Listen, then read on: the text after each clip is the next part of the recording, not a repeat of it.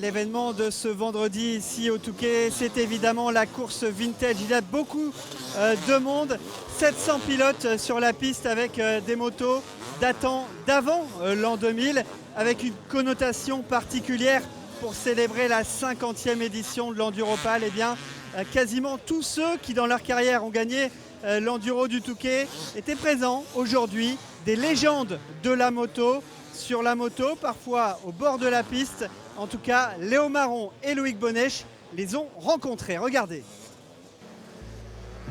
Des virages, Adrien Van Beveren en a négocié des milliers, à la perfection. Mais il suffit de celui-ci pour que le double vainqueur de l'épreuve vintage chute et laisse filer la victoire, quelque peu amère. C'est clair que c'est ça le Touquet, il faut essayer d'être le meilleur possible à chaque instant. Et je pense que la bagarre a été belle. J'aurais aimé le gagner, mais voilà. Quelques heures auparavant, il prend place aux côtés d'autres légendes de la moto, réunies pour cette 50e édition. Sur ce banc, les recordmen, ces trois hommes se partagent 15 victoires au Touquet. C'était quand même des pilotes que j'admirais quand j'étais gamin et quand je les vois à côté de moi, j'ai toujours les yeux émerveillés à côté d'eux. Les vraies légendes, ce sont ces mecs-là. Moi, je n'en fais pas encore partie, mais je compte bien les égaler un jour. Au temple de la moto, Kies van der Ven, 68 ans, 5 victoires au compteur. Il ouvre la voie à plusieurs générations de pilotes, jusqu'au départ. Et là, qu'importe l'âge, l'esprit de compétition reste intact. Dans votre préparation. Il y a Nono à côté, faut partir droit. Lui joue la gagne. Après les chamailleries entre Van Beveren et De Meester, les conseils amicaux. C'est plus comme ça, il faut bien jouer, mais ça passe. Et à quelques mètres derrière ces légendes, des anonymes qui tendent l'oreille. C'est fou de pouvoir rouler avec des gens comme ça, on fait ça pour ça, on est heureux de le faire.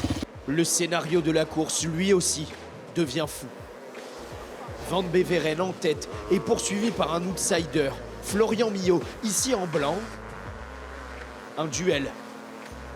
Jusqu'à cette chute, à quelques mètres de l'arrivée, et le tenant du titre s'effondre. C'est un mec que je kiffe depuis des années. Quand j'étais petit, j'étais fan de lui. Et rouler avec lui et le battre, c'est vraiment un honneur. Et franchement, je suis heureux aujourd'hui. L'Enduro Vintage aura tenu toutes ses promesses. Une première journée de légende au Touquet. Espérons autant de suspense demain pour la course de quad. En attendant le bruit des quads, écoutez la différence. Vous n'entendez rien, ou presque, c'est normal. Ce n'est pas un jouet, on est en pleine démonstration de moto électrique. 45 minutes sur le sable pour une vingtaine de motos, avec eh bien, des sensations différentes. Mais un moment qui est toujours un moment clé, c'est celui du ravitaillement. L'objet de toutes les attentions, c'est évidemment cette batterie. Elle est là à côté de moi. Elle peut durer environ une vingtaine de minutes sur le sable. Et le moment clé, eh bien, c'est évidemment le ravitaillement. Il faut de nouvelles habitudes de la part du pilote et surtout de ses mécaniciens. Ça peut prendre environ une minute pour changer une batterie. Ce n'est pas très long. Mais en tout cas, on va prendre les réactions de Dylan Langagne après ce test ici sur la plage du Touquet en moto électrique. Je suis un grand passionné du sport mécanique aussi, donc le bruit c'est sûr ça manque. Mais aujourd'hui quand on roule avec une moto électrique, on a des sensations qu'on n'a pas avec une thermique. La propulsion sans avoir de bruit, je compare souvent à des montagnes russes par exemple. Quand on est propulsé, ça nous fait des sensations fortes, mais on n'a pas de bruit. C'est d'autres sensations. Moi j'ai un niveau amateur, mais je roulais pas moins vite avec la moto électrique qu'avec une thermique.